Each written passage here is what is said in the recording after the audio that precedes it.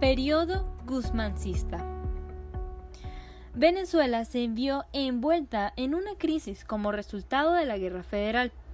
Este suceso contribuyó en las decisiones de Antonio Guzmán Blanco para gobernar a la nación. Este personaje nació el 28 de febrero de 1829 en Caracas.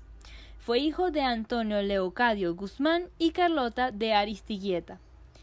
Para conocer sus periodos presidenciales abordaremos el contexto histórico que lo antecede. Lo dividiremos en tres grandes acontecimientos. Guerra Federal. La Guerra Federal es considerada como la batalla más larga y sangrienta que haya vivido el territorio nacional luego de la Guerra de Independencia. Este conflicto se llevó a cabo por la prolongación de los problemas políticos y sociales presentes durante nuestra emancipación, los cuales quedaron sin resolver una vez lograda definitivamente la independencia y la separación de la Gran Colombia. Además, estos desacuerdos se intensifican durante el gobierno deliberativo y el Monagato, provocando así el inicio de la Guerra Federal el 20 de febrero de 1859, con la toma de Coro. En términos generales, en esta guerra se enfrentaron dos bandos políticos que venían luchando por el poder desde 1846, conocidos como conservadores y liberales.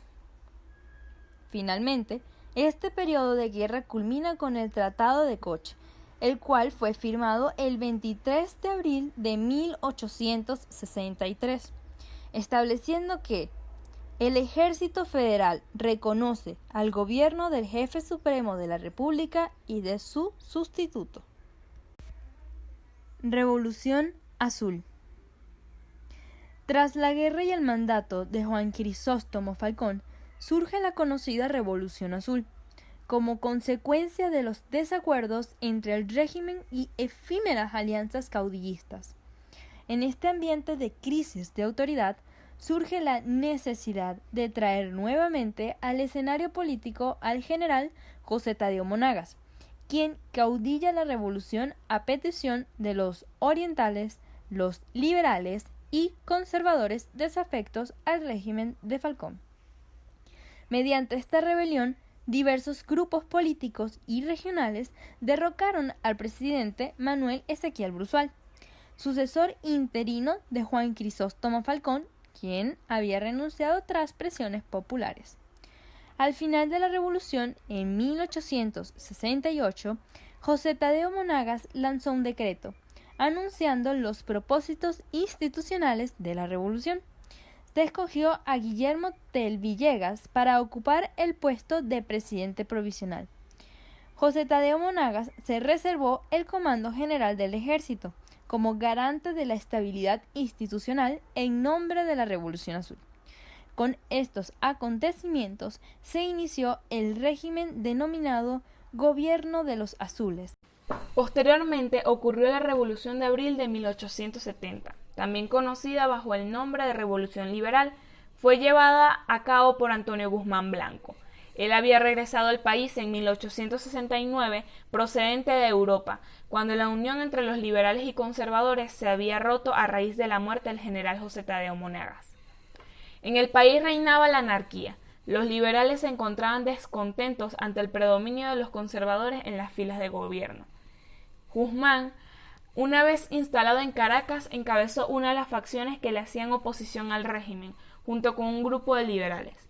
El 24 de marzo de 1870, Guzmán Blanco inicia su marcha hacia la capital por la vía de Barquisimeto, Acarigua, San Carlos y Valencia, acompañado de las distintas fuerzas que reconocen su jefatura. El 26 y 27 de abril de 1870 se realizó la toma de Caracas por parte de los revolucionarios. Estos derrotaron la fuerza de José Ruperto Monagas y con el triunfo de esta revolución, Guzmán se convierte en el presidente del país. Este primer gobierno de Antonio Guzmán Blanco es conocido como el Sexenio, el cual fue un lapso de 7 años caracterizado por una estable administración que modificaba la manera de cómo se conducía Venezuela anteriormente. Pudo lograrlo a través de una orientación hacia el centralismo político y modernización del país. Las prioridades del guzmancismo fueron el crecimiento económico, construir una visión de Estado, paz y orden, por lo que forjó alianzas con los caudillos regionales del país y acuerdos con los sectores económicos, principalmente con el sector comercial para alcanzar sus premisas planteadas. Dentro de los aspectos importantes de este periodo están el decreto de instrucción primaria obligatoria, la separación con la Iglesia Católica, con la instauración del matrimonio civil, la secularización de los cementerios, la supresión de las primicias que los fieles daban a la Iglesia y persecución y exilio de los sacerdotes. Se crearon edificios oficiales y obras de servicio tales como el Capitolio Federal, el Panteón Nacional, la Basílica de Santa Teresa, el Acueducto de Caracas, la Plaza Bolívar y la Estatua del Libertador. Durante su gobierno se mejoró las redes de comunicaciones, carreteras, ferrocarriles, líneas de navegación, correos y telégrafos. Protegió la agricultura, el comercio, además se hicieron en Venezuela los primeros ensayos de industrias. Se fundaron institutos como la Dirección General de Estadística, como dependencia del Ministerio de Fomento para obtener el conocimiento a través de la estadística como medio seguro. Estableció la Compañía de Crédito Público para recaudar rentas y actuar como agente del Estado. Finalmente, el sexenio fue conocido como la etapa más fructífera del régimen de Guzmán Blanco. En resumen, este periodo se estableció y se saneó el crédito público, organizó la hacienda, se ocupó de la administración y las mejoras infraestructurales. También garantizó el éxito del Partido Liberal, que comenzó a llamarse el Partido Liberal Amarillo. Luego de su primer mandato, Guzmán viaja a Francia. Durante el tiempo que no estuvo en Venezuela, ocurrieron disturbios por parte de sus aliados y seguidores, quienes se negaban a una presidencia sin él. Antonio Guzmán Blanco regresa a Venezuela a principios del año 1879, con un espíritu renovado por sus actividades en Francia, y enseguida toma el poder nuevamente, dando inicio a su segundo mandato. Es importante mencionar cómo el proceso de descentralización sirvió para reducir la autonomía de los caudillos y que estos terminaran sujetos a la voluntad de Guzmán. Los aspectos que destacan de esta gestión son la repartición del gobierno central a los caudillos a través del Consejo Administrativo en 1879, con la función de emitir un voto deliberativo sobre los decretos del Consejo Ejecutivo. El bolívar fue establecido en 1879 como unidad monetaria. En 1881 se crea el Ministerio de Obras Públicas. La composición del Gloria al Bravo Pueblo fue establecida como himno nacional de Venezuela el 25 de mayo de 1881. Se elaboraron nuevos códigos civil, penal, comercial, militar y de la hacienda.